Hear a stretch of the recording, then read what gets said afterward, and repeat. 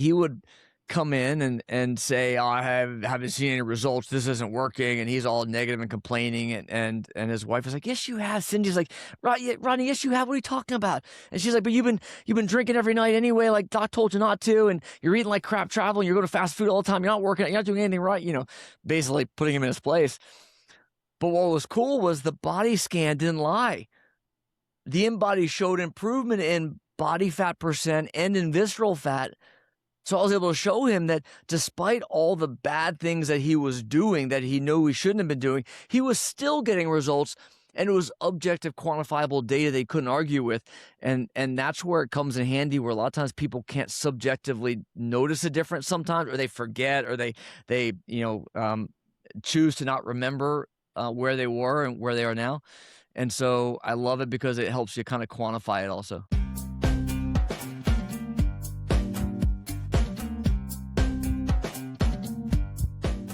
Welcome to Beyond the Scale. I'm Bradley, and this podcast exists to educate and empower the next generation of healthcare providers. And we're here to share tips, tricks, tools, and resources to catalyze your growth with InBody's ecosystem of health assessment tools. Our guest today is Dr. Tracy Gapin. He's a physician, entrepreneur, TEDx speaker, best-selling author, who, after 25 years as a board-certified surgeon and urologist, stepped away from traditional reactive medicine to build Peak Launch. It's an operating system for precision performance medicine, a data-driven model that helps founders and executives and high-performing leaders optimize their focus, resilience, recovery, and capacity. His method runs on a simple spine: test, design, track, and InBody's body composition analyzer is part of the data he tracks. Also, through the Peak Launch Institute, he doesn't just serve his patients, he trains physicians to build and deliver the next generation model of care. Welcome to Beyond the Scale, Dr. Gapin. Thank you for joining me.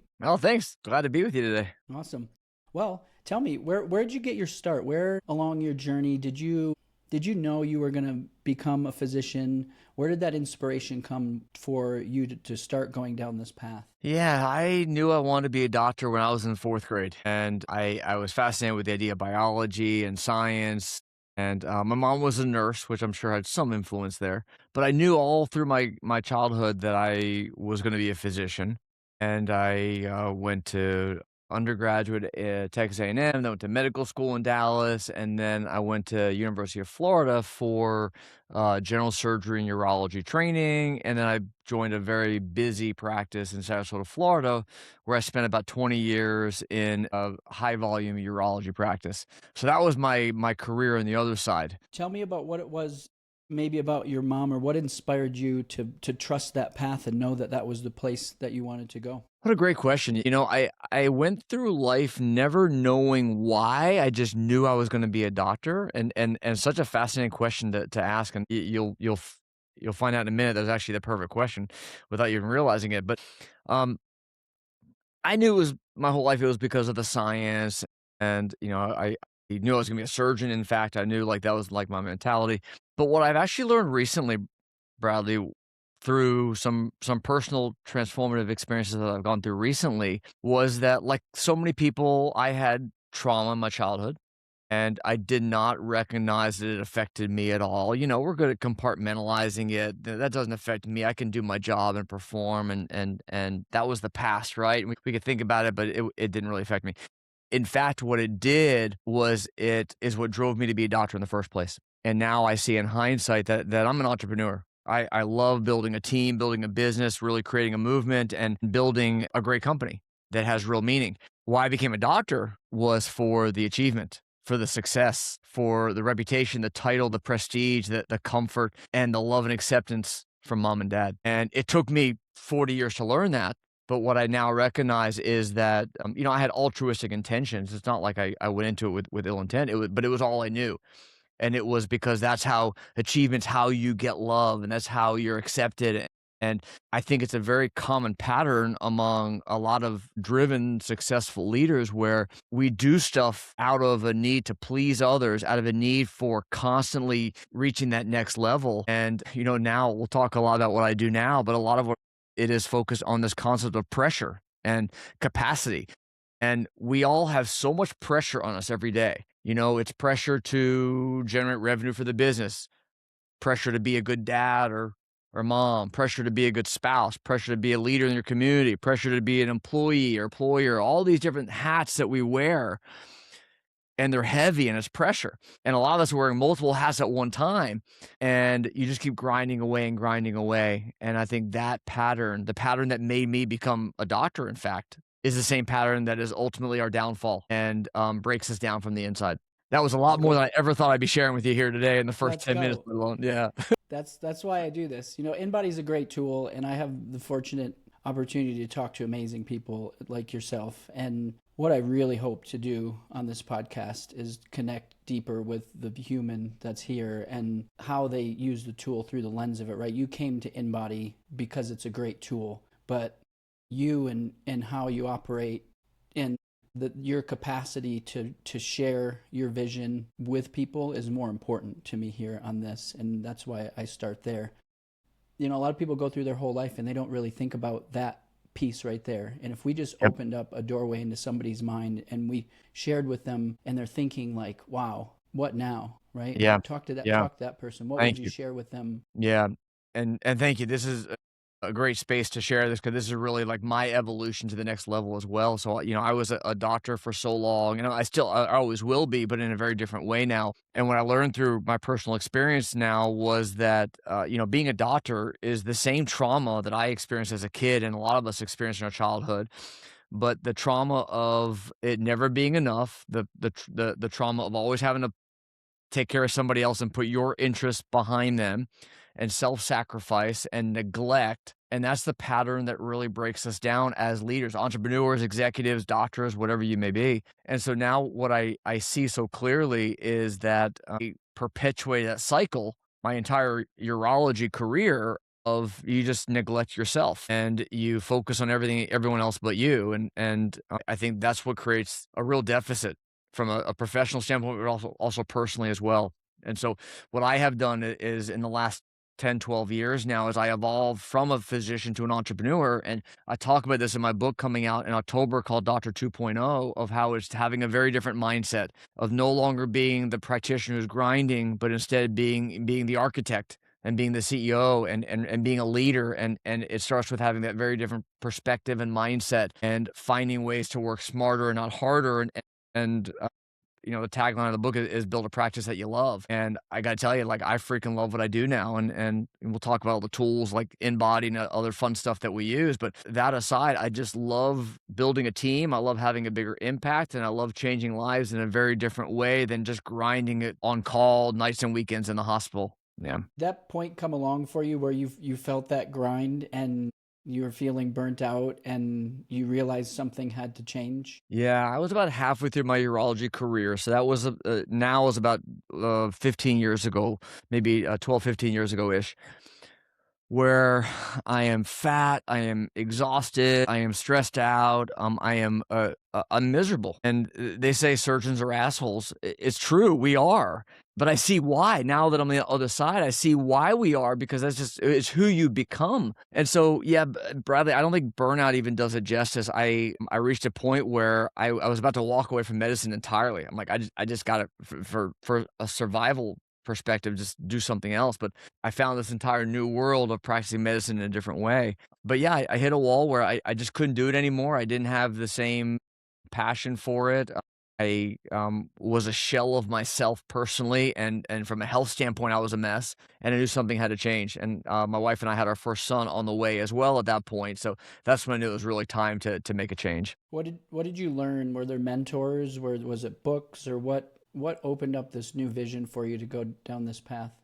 One rabbit hole after another. I learned about epigenetics. I learned about functional medicine. I did courses and certifications on hormones and peptides and what is now really the science of optimization performance. I hate the word longevity, but longevity medicine. How would you Learning, redefine it? If you don't like that word, how would you define it today? yeah, I call it precision performance medicine, and what that means is how can I help people, men, women, leaders, anyone show up at a higher level and perform like they want to and need to today, like right now. Like most people don't care about what they're going to be at 150.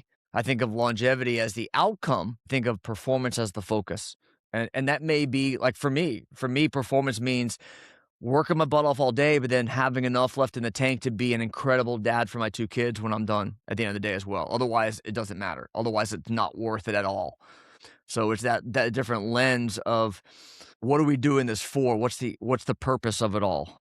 And some of these people out there, I'm not gonna call anyone out except for Brian Johnson, who talk about, not dying or living to 150 and beyond and all that. And I just don't think that's a practical focus for most people. And so I think that the whole space of longevity medicine is very confusing and cloudy and full of charlatans or full of people who are unrealistic. And so, yeah, I focus on how can we, our tagline, feel better, live better, lead better.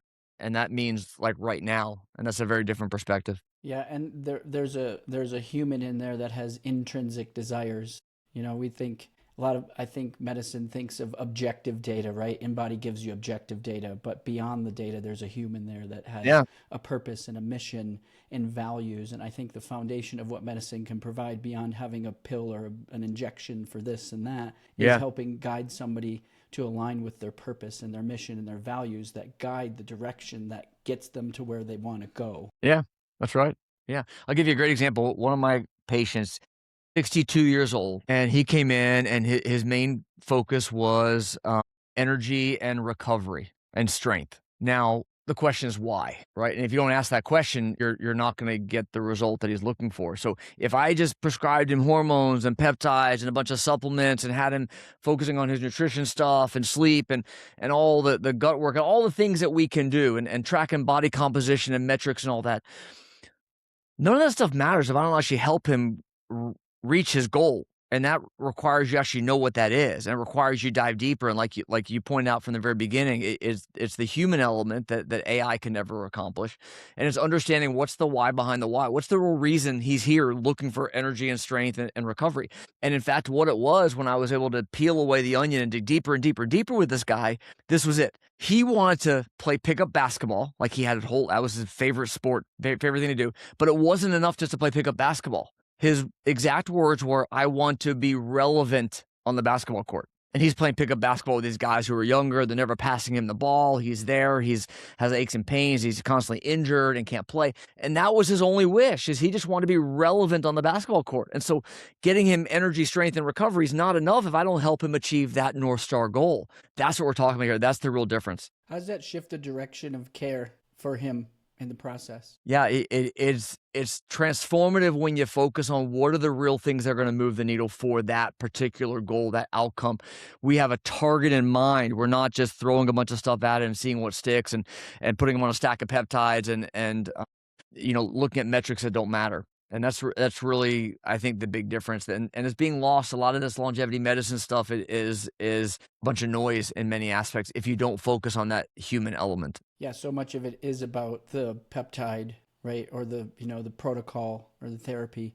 Let's dive deeper then into the human element. How do you get there when you meet somebody? Do you have a architecture, a structure in your mind? Like Tony Robbins has a 7-layer deep, right? Because he's going to ask one question and then he's going to say, okay, I understand that, now why? And he wants to keep going until he gets to the thing that we can't go any further. How do you structure that in your mind? Yeah, so I have a system for how we actually do the work, the clinical work. But before we get to that system, it's really taking a moment to dive deep like that and really understand where are they now, where do they want to be, and what do they think might be getting in the way. And I find so much of it is mindset work. So much of it is balance in their life and priorities and what they're willing to do and not do. I think it starts with that. I think it starts with bandwidth. A lot of people we work with, they are under such pressure every day. And sometimes, and that drives cortisol, stress hormone. We can go down the science world of that. But if we just stay right there with just the pressure of life, until I fix that, nothing else works.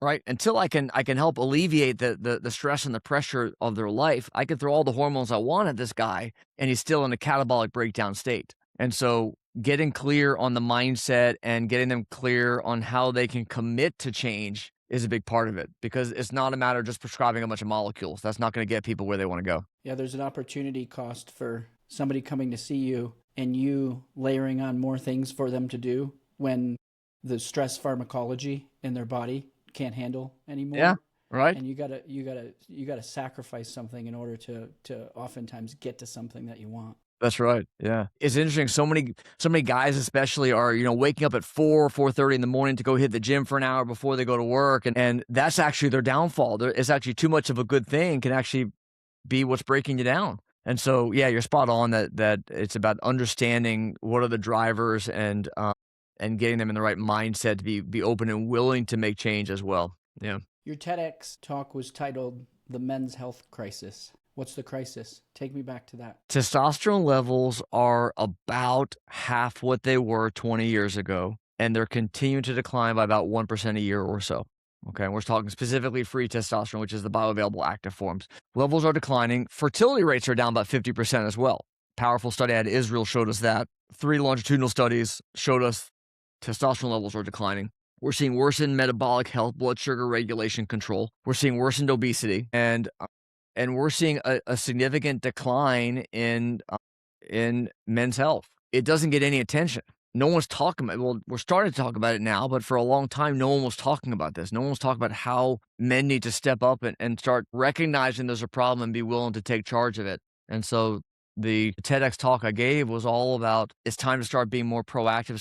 It's time to start waking up and doing what you got to do to overcome this. And it starts with every man. Do you think it's women too? The counterpart, do you think women are going through a similar crisis? I think so. Yeah. I think the underlying culprit, I believe, in large part is endocrine disruption, or basically chemicals, toxins in our environment that are crushing our endocrine system, hormone production, et cetera. And so that applies to low testosterone in men. It applies to hormone-driven cancers. It applies to ADHD and depression, autoimmune disease, all kinds of other chronic diseases are being triggered by this as well. We just aren't getting any attention on the men's side. It seems to be a lot of conversation about the other stuff. And so, yes, it is, I believe, both a men's and women's issue. And it's personal care products. It's our laundry detergents and our soaps and our deodorants and our sunscreens. It's the food, the crops that are sprayed with chemicals like atrazine. It's the animals that are injected with all these hormones. It's the plastic water bottles and plastic sports containers, and it goes on and on. It's like a soup of endocrine disruption that we're bathing in every day. And it's just now finally starting to get a little bit of attention, but we're already, I believe, at a dangerous point where the momentum has really become worrisome.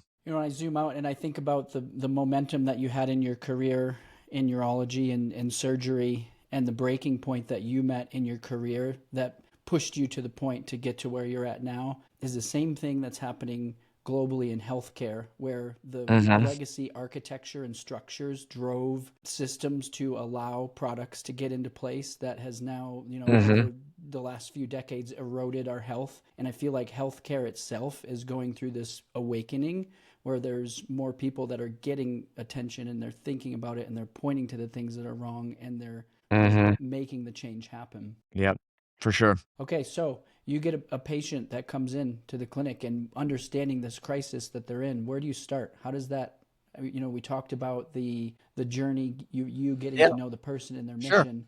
What's next? Where do we go from there? So I developed a 3-step process for how I take them through this in a very methodical, systematic manner. And it's simply test, design, and track. So test first is at high level, it's really, what are the hidden constraints? What are the blind spots? What are the bottlenecks that are holding you back? And that involves testing that traditional medicine typically doesn't do, right? The blood labs you get from your doctor, from your primary care doctor, I'll argue, they're fairly worthless unless you're having a heart attack, unless you're having a major crisis, they're not going to show anything at all. And so we want to look at blood labs first, and the labs that I look at are ones that most traditional medicine wouldn't do. Complex hormone markers, advanced cardiovascular risk factors, inflammation, metabolic health, and nutrient levels. Okay, so those are the 5 categories of blood testing that we'll start with. We will look at functional testing, looking at things like the microbiome. So the gut, most people don't recognize, controls everything. It controls from the head down. It controls our neurotransmitters in our brain. It controls hormone production, metabolism, energy system, immune function.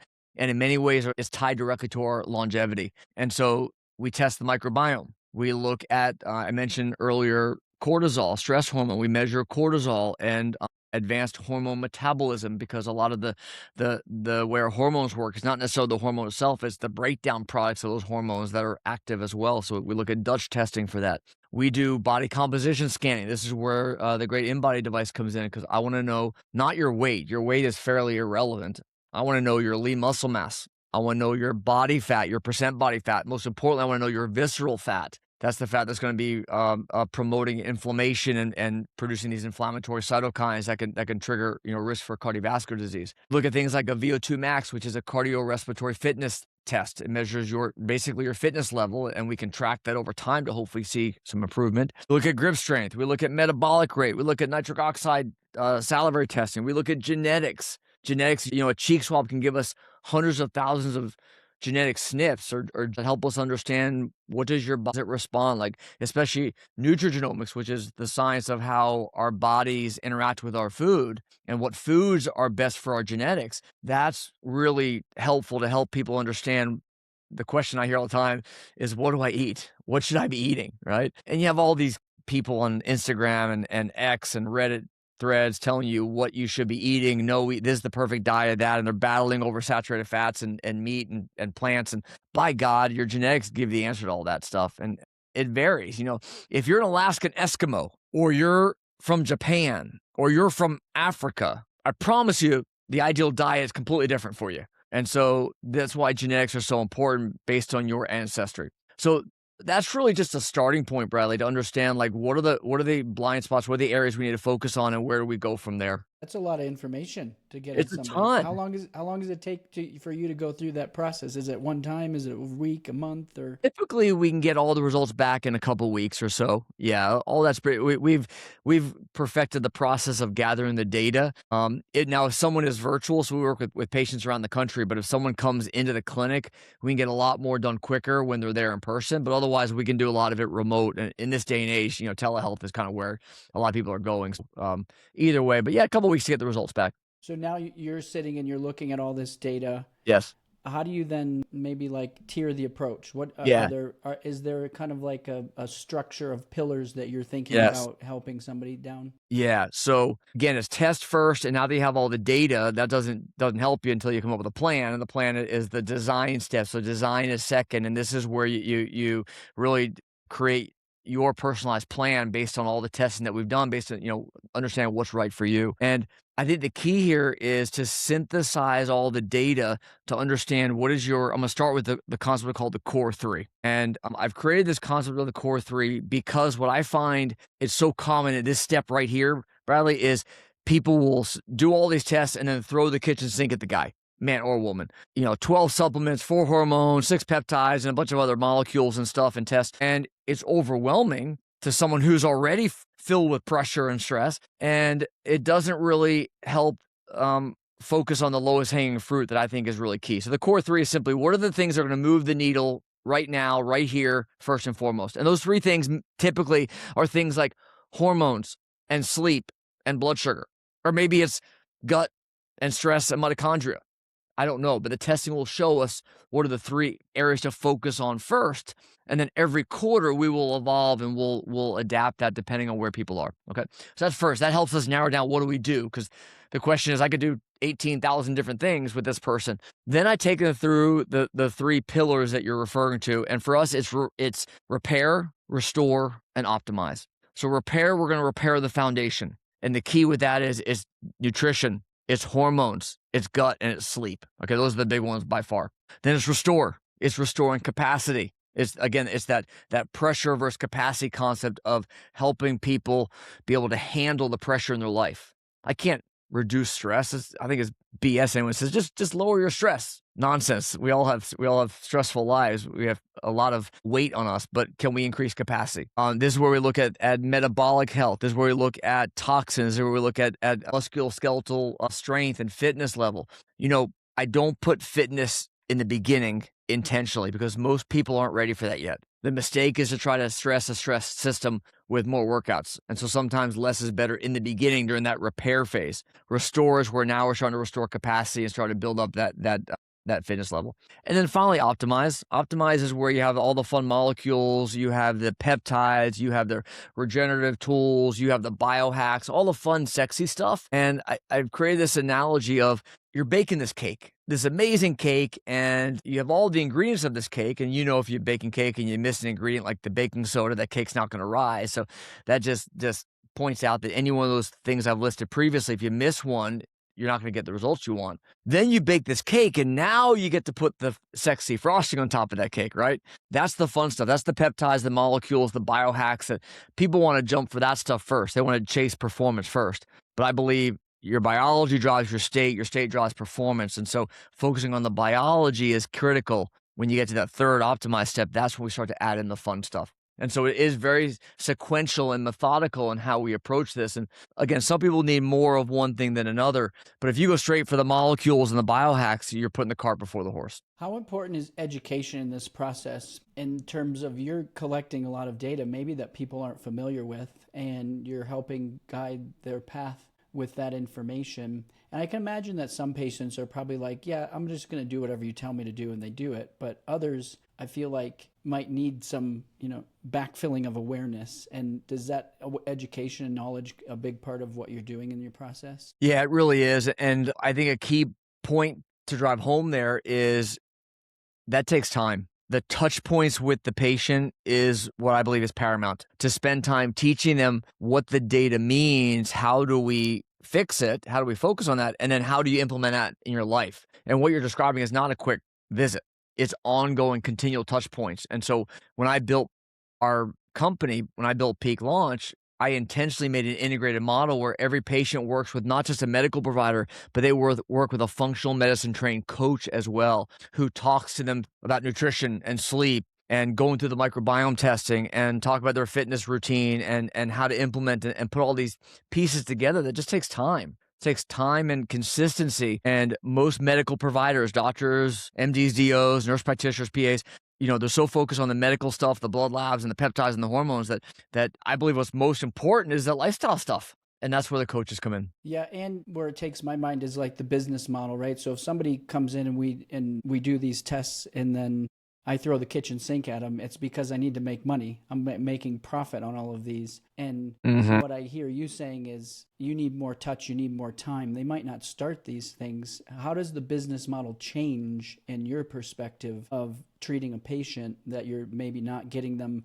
all these peptides at once, or, some things that somebody might pull forward and do where you're saying, we got to slow down. We got to, help them understand this for it to stick. We're going to have a longer relationship out of it. But how does the business model work in that case? Jeff Bezos, he built Amazon with one focus in mind. It was customer centric.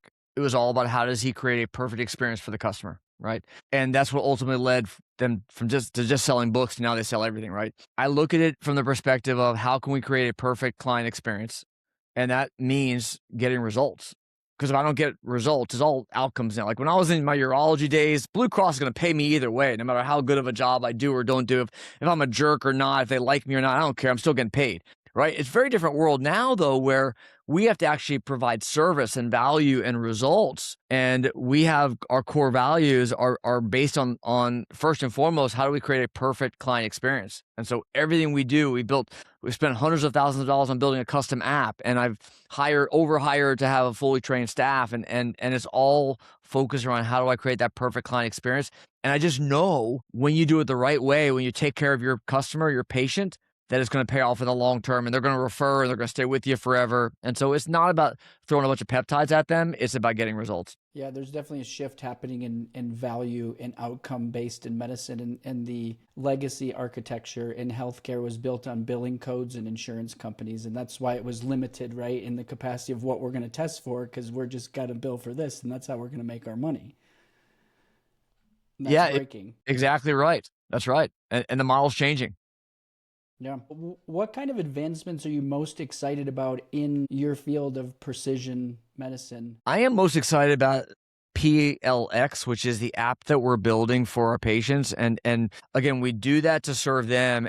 And how I think about transforming healthcare is what are the most common challenges people have and how can we fix that? Well, one of the challenges patients have, well, I can't ever ask a question. I can't ever reach anybody. I have questions and you got to, leave a message and the nurse calls you back the next day. And I've created a way where they can instantly directly message with their medical team, their coach, we have a concierge for every patient, directly message the pharmacy. See, the most common issue people have is where's my stuff? I ran out of stuff. I need more stuff. Where do I get it? How do I buy it? And we made that seamless to where through our app you can get whatever products you're on. You can see what you're supposed to take when. The next common question is what am I supposed to take? When am I supposed to take that? Why am I supposed to take it? It's all in the app. It's all there. And so I built it with the patient in mind. And the more features I add to it, the more I realize, holy cow, I wish I had this when I was a patient, because that's really what it's all about. It's changing the model and making it, again, more patient-centric and think of how can I make it better for them. And again, I know that in the end, it will pay itself off. Let's dive into InBody then. Tell me more about your experience so far, bringing the InBody in. How does it fit into your system? What kind of experience are you providing? Which teammates Yeah, are helping support sure. that? And by the time, you get the results out the other side, or, somebody's continuing their journey with it, you Yeah. talked about emphasizing, muscle mass, visceral fat is important, but how does it Mhm. plug into the business and fit for Yeah, you? yeah, great question. And I'll be fully honest and transparent here. When I was first building the company, I had considered buying a DEXA scanner in the office. And I looked into that and it was gonna be 50K plus and all the maintenance and a lot of expense to that. And the key issue with that is I couldn't really monetize it. There's not I don't have enough of a volume to charge $50 a pop or $100 a pop, whatever. And that's not what I wanted to build anyway. It was not aligned with my business model of long-term relationship-based programmatic care. Do you charge for the InBody We don't. test No, physically? I was able to get an InBody, which was much more reasonable, of course. But what it allows me to do is it allows me to just give it to clients as part of their program working with us. So now they pay, it's a 12K 6-month program or peak launch signature. And with that program, they get everything. You can get a scan as many times as you want. Come in whenever you want. We'll scan you. You need blood work done. Come on in anytime. See a provider anytime. And by doing that, we make it better for the customer. And now we have more longitudinal data with consistent measurements over time as well that we can now really make it more actionable. And so that one scan doesn't tell you a whole lot. It's really more over time, what are the trends that we see? And so now we can use that data because we just give it to them. We don't have to monetize the device. It's a value add, and it monetizes in the fact that it's providing a better experience all around. Yeah, and I think in medicine, that's how it is. In most cases, people still come and they think, I need to make a direct return on investment. But we try to explain like the indirect return on investment far outweighs the what you 100%. would get by putting a barrier on this, That's right. because having the data gives you so much more opportunities. Yeah. And I wonder, from your perspective, when you look at the InBody results and all the other testing that you're doing, are there relationships among what you see, say in visceral fat, or like where like we see visceral fat move and it's like a positive change that we could potentially expect in the direction on some other type of marker, or are there other Mhm. relationships that you think about between those? Yeah, I love the visceral fat marker because you can't see it. It's not love handles. You can't pinch it. You don't even know it's there. And I'll have a lot of skinny fat patients who don't necessarily look obese on the outside, but they have a lot of visceral fat, and that will correlate with things like increased inflammation, high HSCRP or ferritin or LPPLA2. I'll see markers that correlate with that, or I'll see high estradiol levels in men with a lot of aromatization happening in the visceral fat as well. When I see high visceral fat markers, it makes me much more focused on cardiovascular testing. And so we're looking at things like, LP little a for, genetically driven increased risk and ApoB and we may be more prone to doing calcium score or even a clearly heart scan in people who have higher visceral fat just to document where are they from a cardiovascular risk standpoint. And so it's incredibly valuable for all these different ways of looking at patients and also over time to see change and see improvement. And I had this couple who would come to us every summer. They were in Sarasota, Florida, and they're in Colorado, but they would take a trip every summer and they drive all the way around the country and they come to visit us in Florida. And the husband, Rodney, he would come in and say, I haven't seen any results. This isn't working. And he's all negative and complaining. And his wife was like, yes, you have. Cindy's like, Rodney, yes, you have. What are you talking about? And she's like, but you've been drinking every night anyway. Like doc told you not to. And you're eating like crap traveling. You're going to fast food all the time. You're not working. You're not doing anything right. Basically putting him in his place.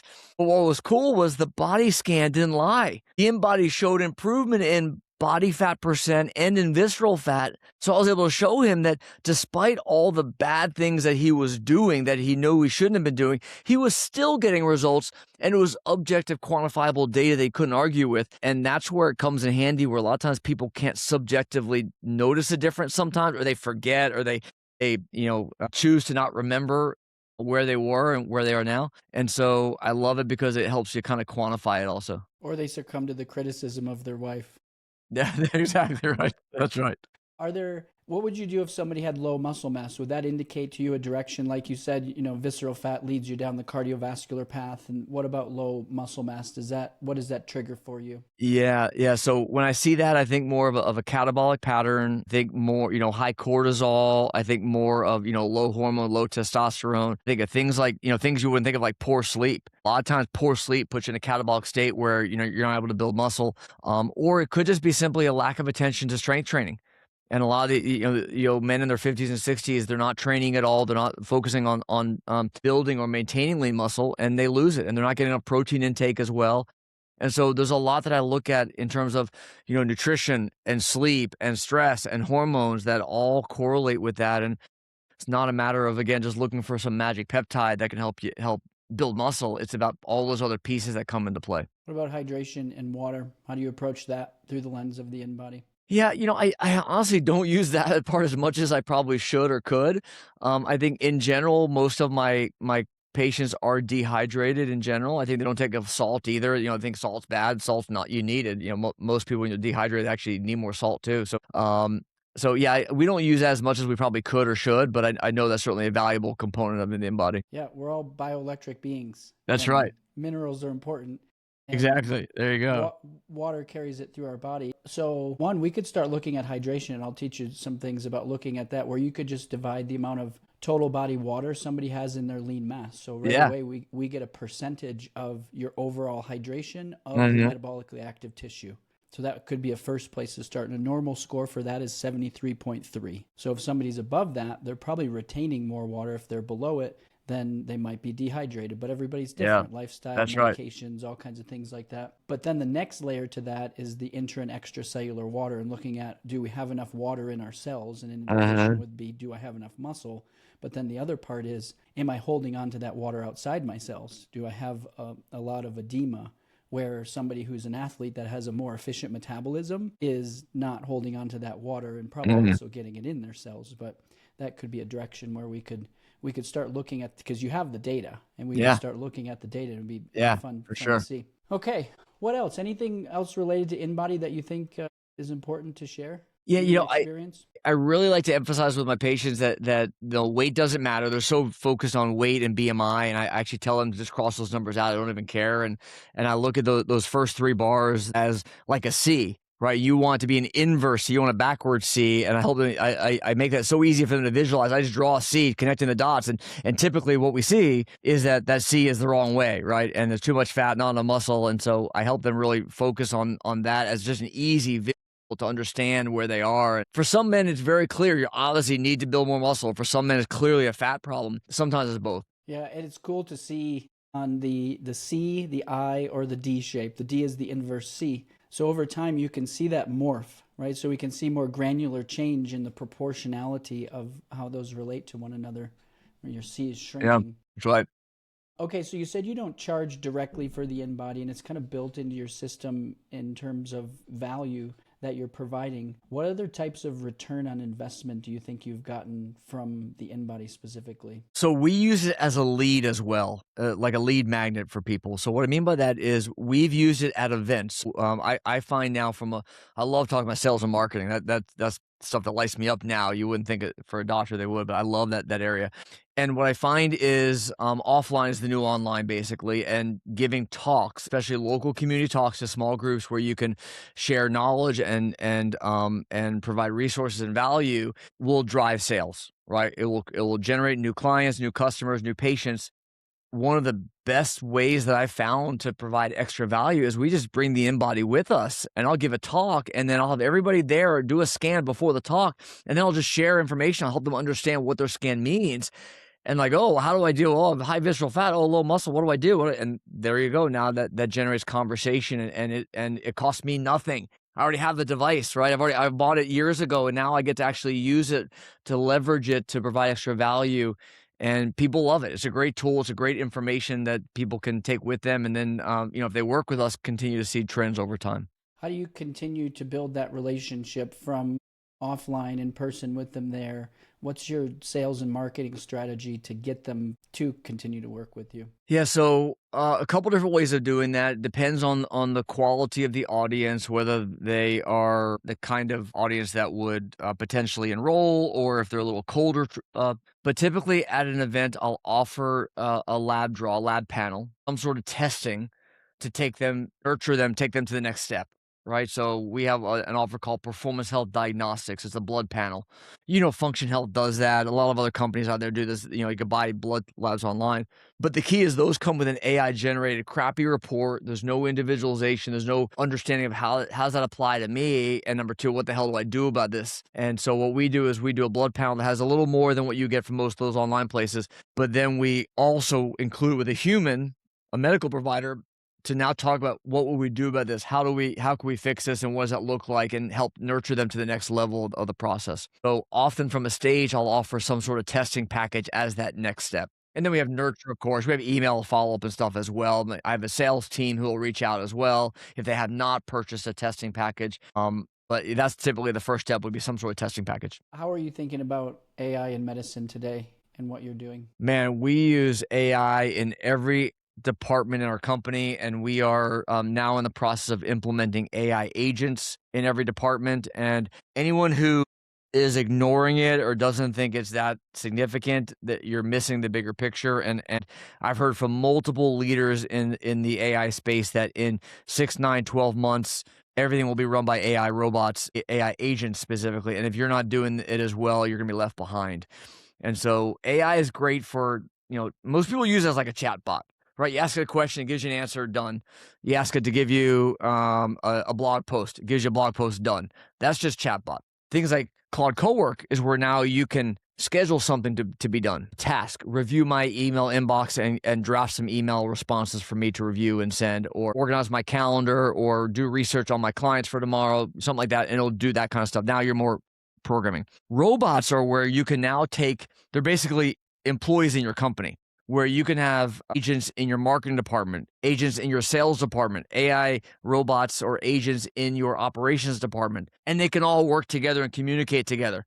And you can create automations that it's not very complicated, that allow them to basically multiply your workforce without a penny, other than the subscription charge for the AI platform. But it's transforming everything. It's in every area of our business, in every area of life. It's changing things. And so any doctors out there who are listening, you got to be incorporating AI into your practice right now, or else you're gonna be left behind. Tell me about the Peak Launch Institute. So Peak Launch Institute is my passion right now. It's my baby. It is my opportunity to get to help other doctors go through the same path and transformation that I've gone through, going from the world of traditional medicine, or maybe you've already just made that leap, but now you're stuck and you don't know how to build a business and how to build a team and how to create an offer and how to sell it and how to create transformative results for your patients. How do you put all that together?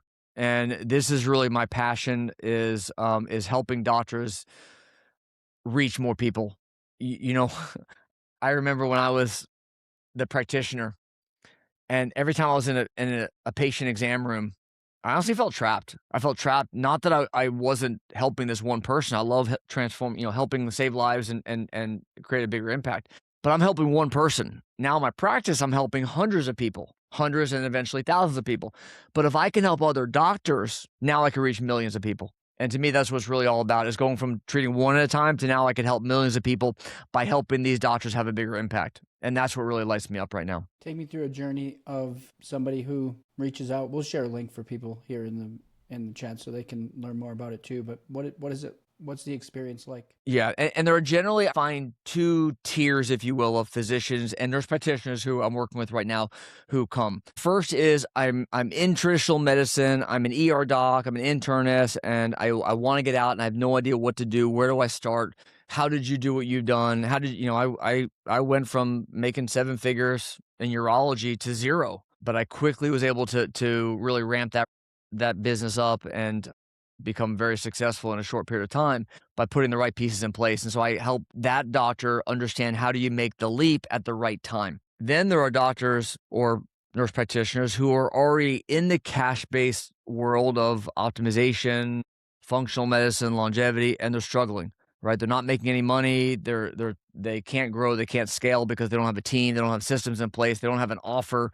They don't know how to sell, and that's a very different type of doctor to work with. And so I built a program where there's a ton of content that I've created, a bunch of videos, but more importantly, I get to work with them one-on-one, and I get to work with them in a group setting to help navigate them through just like I have test design track for patients, I have a very specific process for taking them through that journey as well. What kind of offer can we make for anybody coming through here? Yeah, thanks. So anyone who's interested, simply go to peaklaunchinstitute.com, and there's a link there. You get to jump on a call with me personally, and I'm happy to answer any questions you have, share my experience, give you a peek behind the curtain of how I built what I've done, and help get you on your way. It's a lonely, tough path, especially in the beginning when you're just trying to figure things out, and there's a lot of noise out there. And what I do is not business coaching. I want to be clear. There are a lot of business coaches out there who can teach you the general principles of how do you open a business and hire a team.